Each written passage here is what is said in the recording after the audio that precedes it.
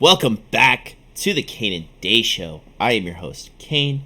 You can find me on Twitter at Killing Kane and YouTube at Killing Kane. Hey, I streamed last night, so it might happen again tonight. But you don't know until the video comes out. But I want to kick it over to my co-host who stream sniped me last night. Go ahead and introduce yourself, and we'll get into MLB free agency.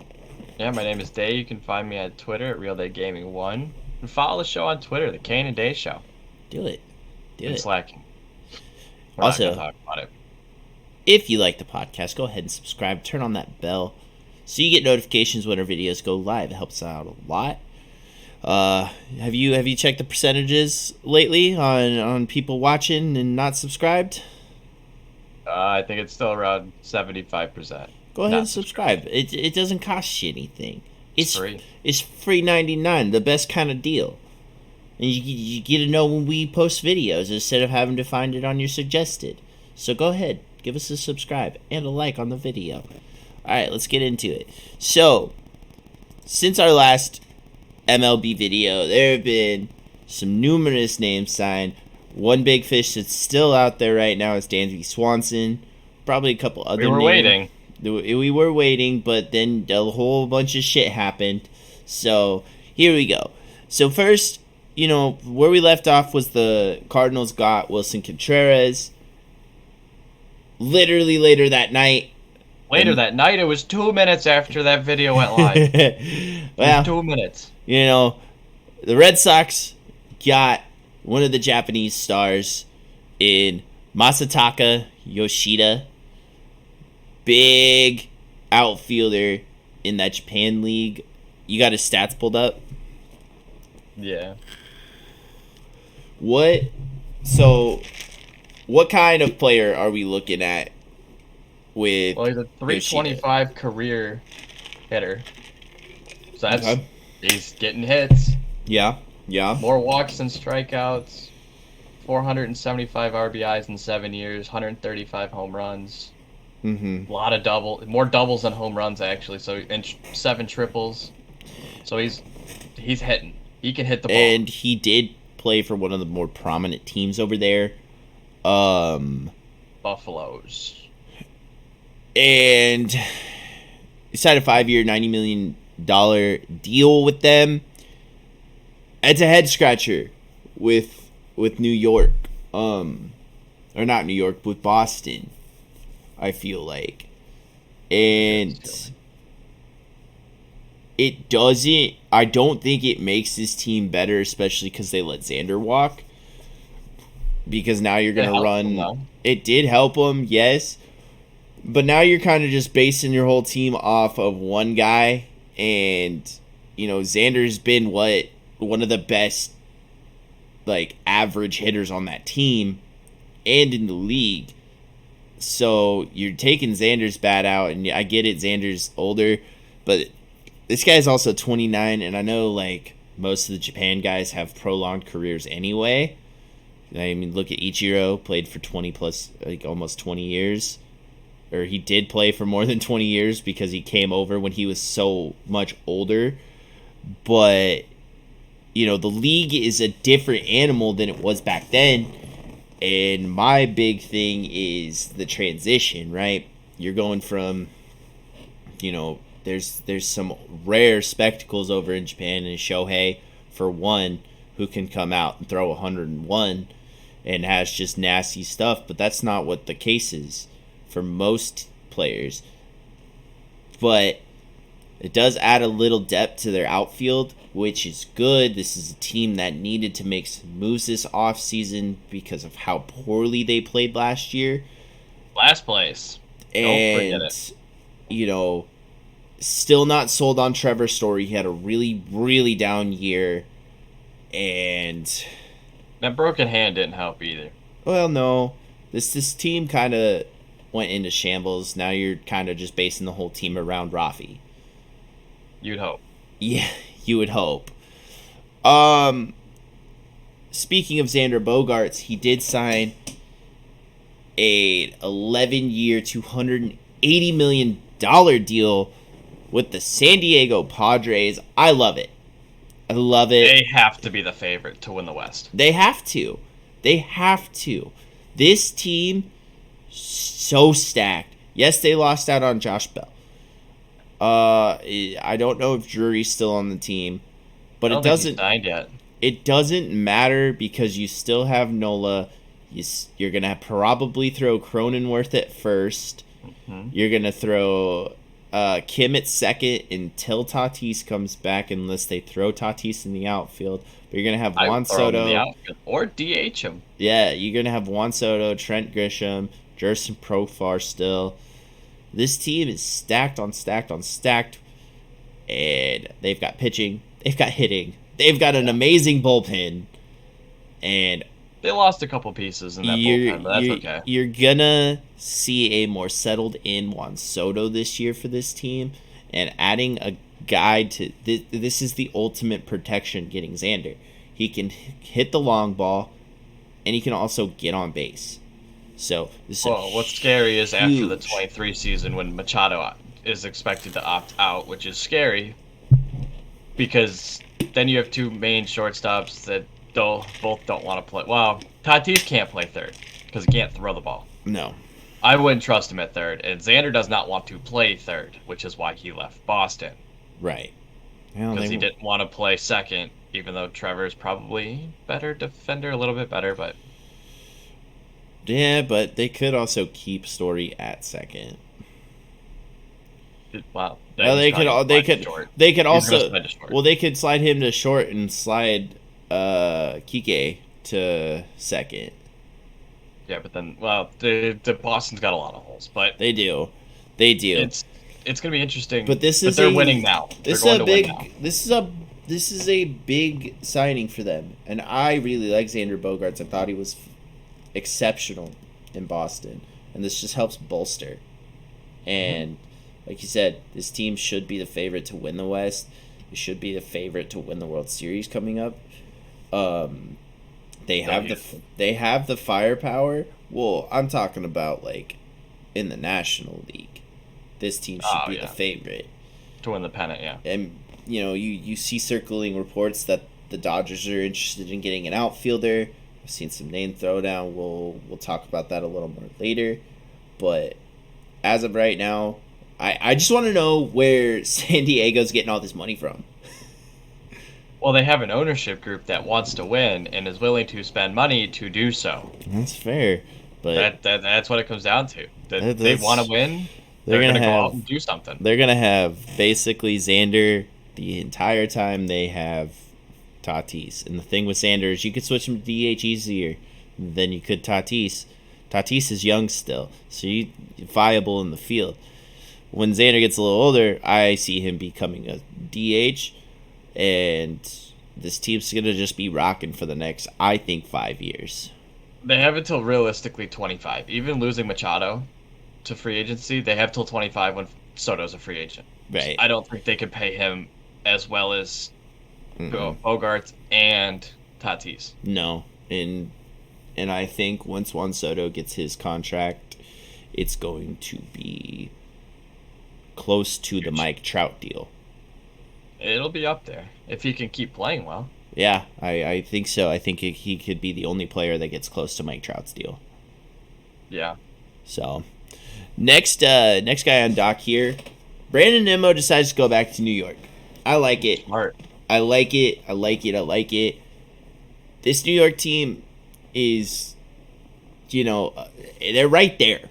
They're right there. They fell apart in the playoffs this year, but Brandon Nimmo is a big part to this team. He's phenomenal in the outfield, and he's got a decent stick on him too. I think that this Mets team, with kind of the pieces they added, they're going to be in the same boat as they were last year, even though they lost DeGrom, they lost Bassett. This team is going to be just fine. And they lost Walker. So this team has some holes in the starting rotation, but as a whole, I think they're still going to be okay. They did lose Trevor May. They did. I did see that. I can't believe where he went. That was nuts. Oh, yeah. They spent money. That's true. There's still two teams that have not spent money in this offseason. I don't remember the second one, but I know the one is Milwaukee. They have not spent $1 pulling an Las Vegas Athletics. They can go. They're leaving. They're leaving. There's no way they stay. Mets make another move in signing right-hander Kodai Senga to a 5-year, $75 million deal. So tell me a little bit about him. How old is he? He is. Oh God, I am getting. Dude, stop yelling at. Oh God, I can't. I don't get how you have so many technical difficulties. This is an ad on Baseball Reference that's yelling at me louder than the ESPN ones. That's wild. He is 29. He will be 30 when the season actually starts. Okay. He's got 1,300 innings pitched. That's a lot. Pacific League. That's a lot of innings. Well, I mean, it's 11 seasons worth. He's 104 and 51, the 2.42 ERA. Guy's got disgusting stuff from videos that I've seen. It's gross. Is it Shohei level disgusting or? Well, he's got 1486 strikeouts to 509 walks in 11 years. That's insane. The stuff moved. Not one thing goes straight. So they landed Verlander, and they landed this guy. So you're looking at 2 spots filled. You're losing out on DeGrom and Bassett. You're still probably missing a hole. You're probably gonna throw Cookie in this year if he's still on the team. You know, if this guy can still play at the level he did in Japan and can stay healthy, he's better than DeGrom. Yeah, I mean that ERA is insane. That's a career ERA over 11 years. Yeah, and Steve Cohen just still wants to spend money. He wants to win, and he's not shy about it. Yeah, so. He wants to win. I want to win too. So we did have a big trade, kind of a little head scratcher, if you ask me.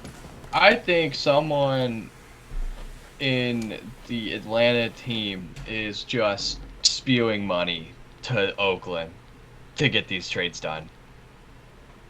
Because, I can agree with that. The one thing that I was very confused about is, you had the other Contreras brother, William Contreras. Mm-hmm. Fantastic bat. Not very good on the catching side, but he's the ultimate DH. That's true. And I was seeing William Contreras be a big part of this Atlanta organization for years to come, and they ended up dealing him for Sean Murphy. And while I like Sean Murphy, I don't think it was the way to go. Yes, you have an elite defender behind the plate. You're teaming him up again with good old Matt Olson. And it was a real head scratcher move for me. I don't understand it. Well, I think the move was really just to buy time until 25 when Tyler Toll is ready. Mm-hmm. No, not Tyler. Drake Baldwin, sorry. He is an A-ball right now. They project him to be ready in 25. But if they can, because I think they have 3 or 4 years of control over Sean Murphy. I believe so too. Plus Darno, he could learn from Darno, who's an all-star, Gold Glove winner. Yeah. Sean's already won a Gold Glove. Like I said, he's only going to get better. He's fantastic behind the plate, and my big thing is, can his stick be there? Atlanta seems to have a decent hitting coach. Their players doesn't matter who, but you look at the uprise in Dansby this year. He turned it around, and he's going to get paid big. But you also had Michael Harris pop off. Ronald Acuna's been great for years. Matt Olson just slotted right in. Didn't put up exactly Freddie numbers, but had his normal number. Well. He had his normal numbers. Well. This Austin Riley is taking probably the biggest step out of anybody on that team. And I do think that Austin Riley this year, throw him in that MVP conversation. This team's going to be just as nasty as they were last year. And adding a big power stick defensive catcher is huge for them. And then let's see. So I don't even know how Milwaukee just fleeced them like that, though. Manny Pena and William Contreras went to Milwaukee, while Kyle Muller, Freddie Tarnok, Royber Salinas from the Braves. Milwaukee also gets Justin Yeager from Atlanta. Yeah. They literally gave away Esteury, Ruiz, and that's it. Crazy. And then they got a right-handed pitcher, 2 right-handed pitchers, and William Contreras. Yeah. Like, that's so funny to me. They just kind of were there, and they got a power bat. Yeah. That I think might have some down numbers playing in Milwaukee in Miller, or it's not Miller Park anymore. Oh god, American Family Field, I think that's what it's called. Well, there you go. I mean, it could be a win for the Braves if Sean Murphy can hit hopefully around like 270, 280, hit you 25 to 30 bombs a year. It's kind of what you need from him. But overall, the Braves continue to add these pieces to win them another World Series, and in all honesty, they really busted ass the second half of the season, and I don't see them to fall off like they did this year. Ronald Acuna is going to play up to what Ronald Acuna can, and this team is going to be nasty, and you hope that Spencer Strider and Michael Harris perform like they did last year. And well, I mean, the Phillies got better, right? Got Trey Turner. The Mets and pitching. The Mets got a little bit better. Like I said, if Verlander can give them 20 starts, he is better than DeGrom, because DeGrom hasn't done that in a long time. Right. So they both got better. They went out and got better. They got... I can't say his name. Oh, God, I have to look at it. Where'd it go? Senga. They got him. If he can pitch well, W. They got better. The Braves kind of just did nothing up until that move, and they had to do something. Whether it was a trade, signing, they had to do something, especially if they don't get Dansby back. Sounds like they're not going to. Yeah, because from what I've seen, is they're still in the conversation, but AA hasn't offered him a contract that he likes, and I don't think he will, because he's all about that saving money for the long con game. And I think Max Fried is going to also they're going to let him walk too, but that's a different topic for a different day. I do see this Braves team making a big trade at the deadline. It seems to be like what most of these big teams do. I would be surprised to see another superstar land on this Braves roster by the time playoffs come around. Let's see. Blue Jays land, huge arm. They needed it. They got Chris Bassett, so now that adds to Alek Manoah.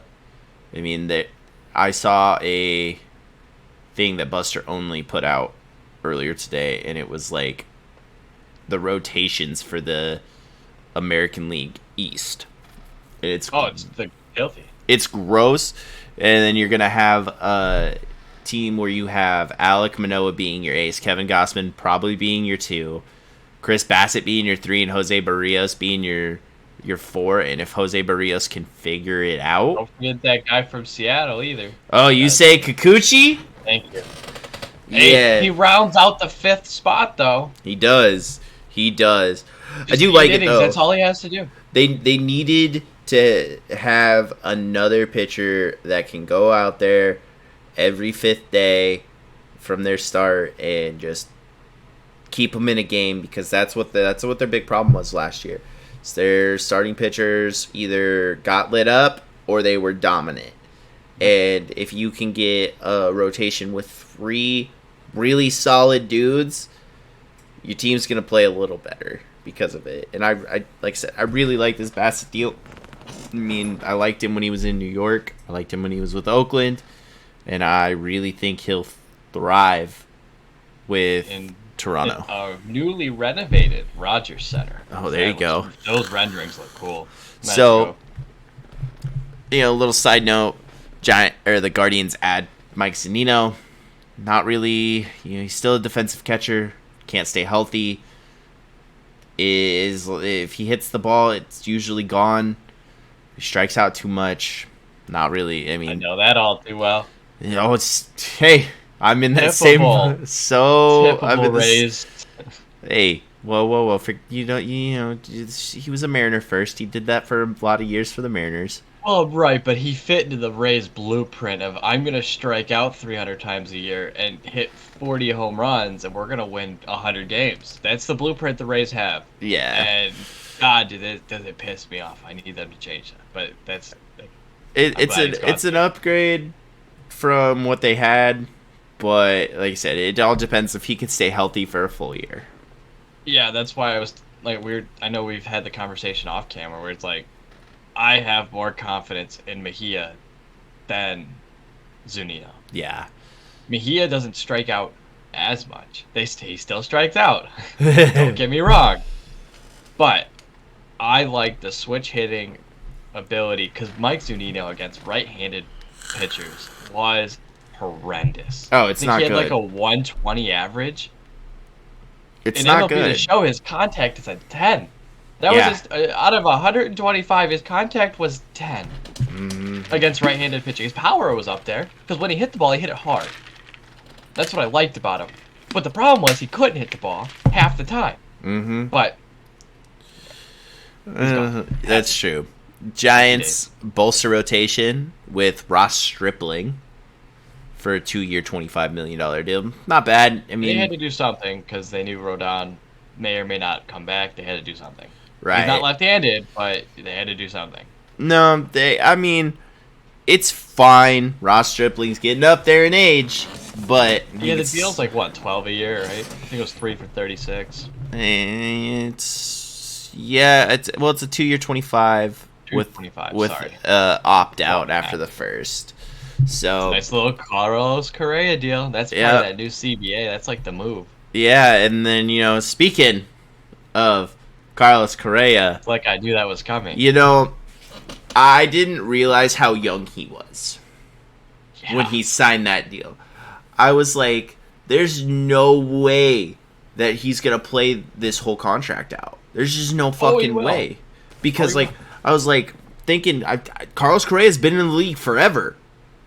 Well, he came up. He only was in the minors for like a year or two. Not even. Yeah, and so he's been in the bigs forever. And I looked at his age, and I was like, this motherfucker's 28 years old and just got a 13 fucking year deal. I think the deal to San Francisco is fantastic for him. You know why? Yeah, you tell me why. Who is the most hated baseball player in the dark blue side of LA? Who's the most hated baseball player? Who's the most hated? Yeah. If you're a Dodger fan, what baseball player do you hate the most?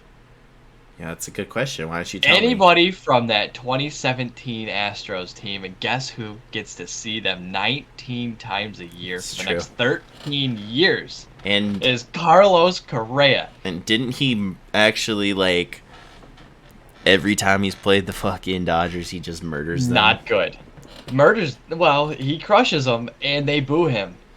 And now they get to see him 19 times a year. Yeah, and I do like him going back to a warmer part. He's going to be better than he was in Minnesota. The hitters say it's not a hitter's park in San Francisco either. You saw Chris Bryant's numbers not do so hot either. But right. Look at who they play against. Arizona, who I think is going to be good in the next few years. Mm-hmm. Colorado's cat shit. And then you got the Padres and Dodgers. Yeah, I wouldn't expect... It's a three-headed monster again. That's true. I wouldn't expect the Rockies to make a move this year. No, but I do think the Diamondbacks will compete. Do I think they'll go 500? Maybe, but Colorado will not go sign a big free agent because they spent all their money on Chris Bryant for some ungodly reason. Yeah, at least the move from what's it called, for the Giants to sign Correa, at least they're still competitive. that move from the Rockies, I don't even know why they did that. Me neither. Because they didn't do anything else. Yeah. Like, look at the Giants. At least they tried to get Rodon back. They got Stripling. They have a good core. They got Jock back. I like it. Give Joey Bart another year. Yeah, and I think Joey Bart is going to be kind of what Buster Posey was. I hope so. No, that's gonna be Adley, but he's switch hitter. But that's not the point either. I'm talking about in that Giants organization. He's going to be what well, that's what Buster they're hoping was. for. Yeah, and I think he's got the skill. But adding Correa to this team, there's your firecracker. That's the guy who's going to will you into the playoffs, and he might take you far because, well, here's the thing with Carlos Correa. You just gotta finish top 3 in that division, and you'll be just fine to get the playoffs. Because I don't think the NL East and Central are gonna compete with that. Well, you look at it this way, right? Look at all those years in Houston. When you needed a big moment, who was there? Right. It was Carlos Correa. He's been there before. He's a world champion. He's fantastic in the field. He's got a fantastic stick, and he's going to bring out the best of this Giants team. I hope so. Because they missed out on Judge, and they offered Judge a lot more money than the Yankees did.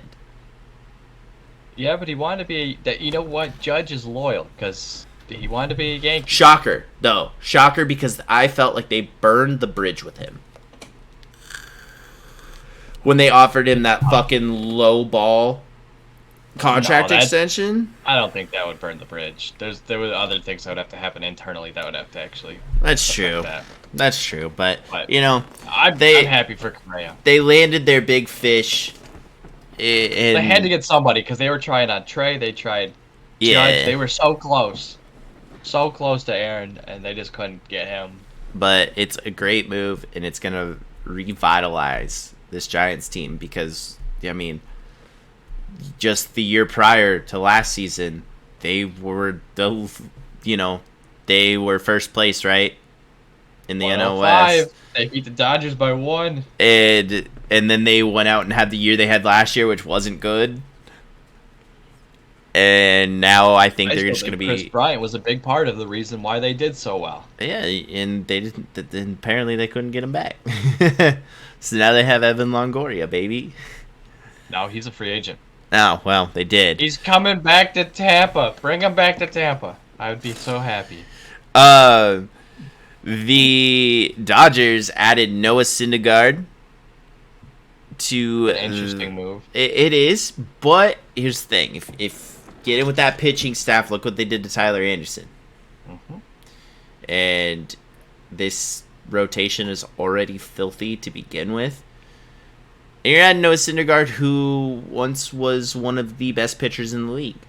And now you're going to get him at the tail end of his career, throw him in there with Kershaw. If he could stay healthy and get his mechanics 100% right, and I think he can with this pitching coach, he's going to have a fantastic year for this already stacked Dodgers team. I think they just need him to eat innings, to be honest with you. Well, yeah. That's the only thing they want him for.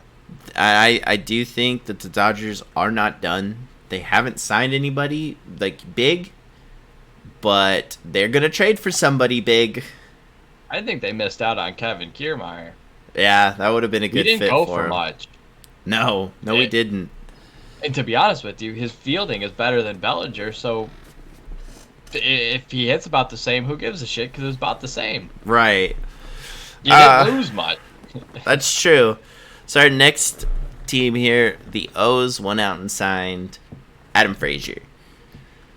I don't know how I feel about it, honestly, because it seemed like you're going to run Jorge Mateo out there because he had that stretch of being really, really good. You also have Gunnar. Yeah, Gunnar was the thought of Gunnar was getting called up, was getting thrown around. He started playing better because his job was on the line. Right, and now they're gonna have Gunnar out there, and I just this Orioles team is gonna turn a lot of heads this year. I think they're gonna be competitive. They are. They are 2 steps ahead of the Diamondbacks, in my opinion. Obviously, it's my opinion. I could also be wrong, so don't fry me. But I think they're gonna be competitive. And it's gonna be an interesting battle between the AL East. I 'Cause mean, the Yankees got better. it was this year. It was they took us all by storm. We thought they were going to be we thought they were going to be a playoff team at one point.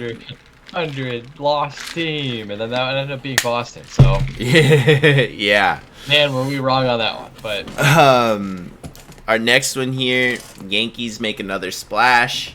They signed Carlos Rodon to a 6-year, $162 million deal. Absolutely nuts. I agree with you on the fact that I do think they overpaid for him. They got him on for too long.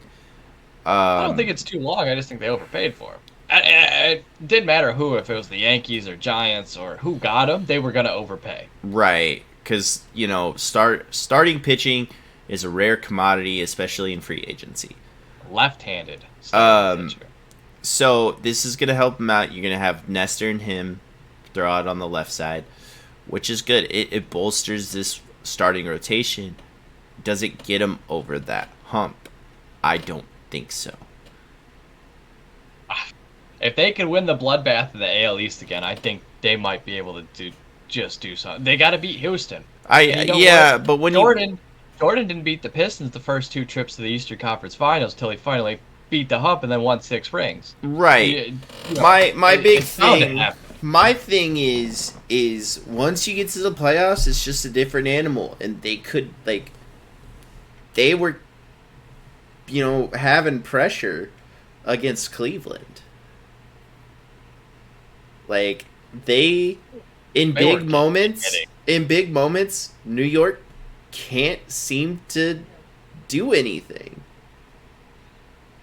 Let's look at the last 3 years, right? They got knocked out by Houston. Pretty sure. No, did they play Tampa? They did play Tampa. Mm-mm. No, they did not. But they've gotten knocked around the last 3 years in big games. It was Houston. Tampa played Boston in 20. Oh yeah. Oh no, in 20 Tampa did beat them. Yeah. And then 21. And then I'm pretty sure Houston beat them. Oh, Boston beat them in the wild card game. Yeah, and then they lost. That's what it was. Then they lost to Houston again. They've not had enough to get over the hump, and getting at last year's or this year's playoffs, Aaron Judge was 1 for 30 something. Yeah, well, I still think he got overplayed, but. Oh, I do too, but I think he messed his swing up trying to hit a home run. The big thing is how much star power can they keep? All of it. And Hal has so much money stored up. They can afford anything. Right. And if they want, they probably can go out and still get Dansby. Probably. Will it happen? Are they even on the radar? Couldn't tell you. But I don't think they will. I'm just making an example. I don't think they will because they're gonna. No. I think they're gonna stick with Peraza.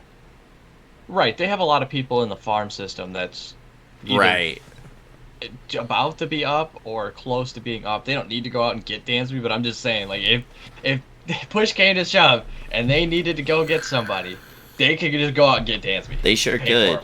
They sure could, but I don't even think they're on the radar for a shortstop. No. They don't need to be. I don't think so. So, little 1-year deal signing here, and I think with the rules in place coming into the 2023 season, he's going to thrive. Oh, for sure. We're going to see Joey Gallo hit 45 bombs this year. And his on-base percentage probably be a little better because now he's not going to be hitting in the shift. But Joey Gallo signed a 1-year deal with the Minnesota Twins. I do too. We've seen lefties go into Minnesota and just have great success at Target Field because of the way that field plays. Yep. It just plays better to lefties. Like I said, Max Kepler. I mean, it's got that huge wall. Jorge Polanco. It doesn't matter. The ball just flies over it. It doesn't fly out for righties. No. But for lefties, the ball flies out of there. Unless you're Byron Buxton. Yeah, but he's an anomaly that can't stay healthy. So that's true. Shit. I do like it. I think this is gonna get him not a big payday, but a pretty decent payday in the 2024 season. That, the Tigers come to town, the Royals come to town. It's an easy division. If you hit the backside of the White Sox rotation, and yeah, that's true. Just don't face Liam Hendrick. So, with our next player here, I want to give you a little bit of some information. So the White Sox went and made a move. And this is the highest paid free agent that they have ever had.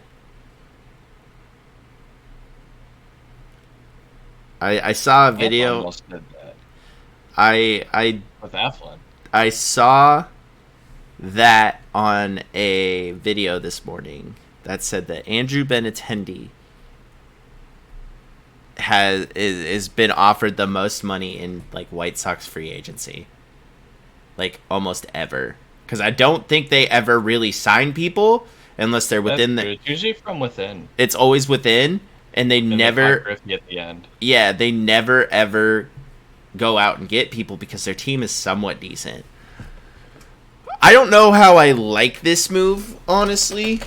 He's going Shit, you're not kidding. Yeah, I told you. It overtook the Yasmani Grandal deal for the largest guaranteed figure in White Sox history by $2 million. Yeah. Yeah, Wow. It's crazy.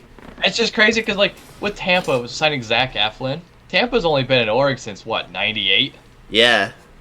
So, like, for them to sign Zach Eflin for $45 million, like, sure, they've only been in org for 25 years. Right. But the White Sox have been around forever. Right. So to hear that a $75 million contract is the largest in their history is wild. Exactly. That's actually wild. I don't know how I feel. He's going back to the AL Central, which where he thrived. Yeah, and with this Minnesota team, or not Minnesota, this Chicago White Sox team, my bad. They should take first place now that they don't have an old senile man at the helm. True. I do think they win the division. I think Cleveland's pitching is still incredible, though. I mean, they always. I will no longer sleep on them. Let me tell you. Yeah, no kidding.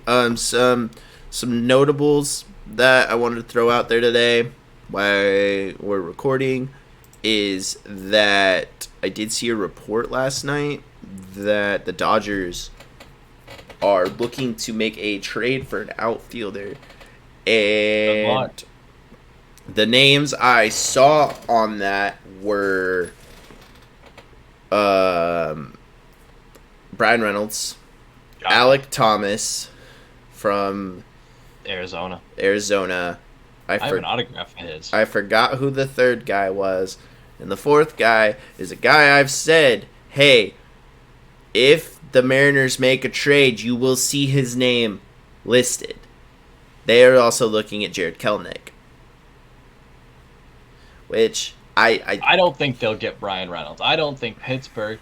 They're asking. I don't know what they're actually asking. They're asking but a if lot. I had to take a gander, they're probably asking for a top five, and probably 2 MLB ready players, which the Dodgers don't have because they're looking for one. Yeah. Well, it depends, I guess. They probably have some other people that are ready, like maybe Gavin Lux. So here's the thing that's gonna happen. So let's throw a little hypothetical out here. So if the Dodgers say they do trade for Jared Kelenic, right? You're gonna see Jared Kelenic, probably somebody in the top 10 go to, and you're gonna get something back that's gonna help them now. Yeah. And it's gonna be either a bullpen guy that's been absolutely amazing, or they're gonna swindle him for maybe like a Max Muncy. Yeah. Could go that route. And get Max Muncy, then that throws Gavin Lux in, and he's a full-time starter now. Plus, you get Jared Kelenic in a new situation that most likely is going to help him out, because when you're playing in an outfield with Mookie Betts, who's one of the greater hitters of our generation, you're going to learn a thing or two. Plus, their hitting coach isn't bad. They have hitters on that team. Freddie Freeman, fucking, Will Smith, Mookie Betts. They have holes, that's for sure. Especially like Especially in that they don't get Turner back. Yeah, like they Justin need Turner. Sorry, they already lost Trey. They need a shortstop, and you know it's funny. Their projected starting lineup right now. I watched 3 of them play live. Yeah, when I was working with the Loons. That's funny. Back in 2019. Now the one guy won Miller Lite for everybody. It's crazy. But they hit a grand slam. There is still more news to break and to come. We're still waiting on Dansby to go. We're still waiting on like some of the more middle guys to sign. Dansby will probably end up getting his own video. Yeah. Unfortunately. Yeah, and we could go in and break stuff down, but yeah, I think he'll probably get his own video. I think that's gonna honestly do it for the day, though. I don't think there's any more to cover and kind of break down. Caught it up. Yeah. So anyway, guys, that's gonna do it for us today. If you're watching over on YouTube, go ahead and like the video. Comment down below. What do you think about all of these shortstops getting these mega deals? Let us know in the comments section below. Also, subscribe to us. It's free. You can turn on that little bell. That way you know when we go post a video or shorts or anything like that, so you can get our content fast and easy. If you're listening over on Spotify, go ahead and leave us a review. Let us know how we're doing. Also, hit us up on the Twitter. You can find me at Killing Kane on Twitter and YouTube at Killing Kane. Tell them where they can find you, Ben, one last time. On Twitter, it's Realdaygaming 1. The show's Twitter is the Kane and Day Show. Just give us a follow. We want to talk with you guys. And, we can have some fun conversations over there. Anyway, guys, I'm Kane, and this is Day. And we'll talk to you guys next time.